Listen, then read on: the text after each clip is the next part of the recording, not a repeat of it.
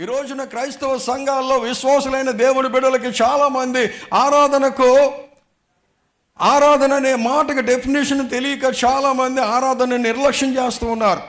నీవు దేవుని మందిరానికి వచ్చేటప్పుడు దేవుని మందిరాన్ని దేవుని సొల్ల వాక్యం వినే ముందు నేను మనం అందరం ఏం చేయాలి? దేవుణ్ణి ఆరాధన చేయాలి. మనం ఆరాధిస్తేనే పరిశుద్ధాత్మ దేవుని యొక్క ప్రజెన్స్ని మన మధ్యలోకి దేవుడు కుమ్మరిస్తాడు. ఎప్పుడైతే పరిశుద్ధాత్మ దేవుడు మన మధ్యలోకి వచ్చి ఆయన మన మధ్యలో సంచరించే ఆత్మను కుమ్మరింపజేస్తాడో అప్పుడే యెహోవా దేవునికి యేసుక్రీస్తు ప్రభు యొక్క స్వరం ప్రభు మనతో మాట్లాడతారండి.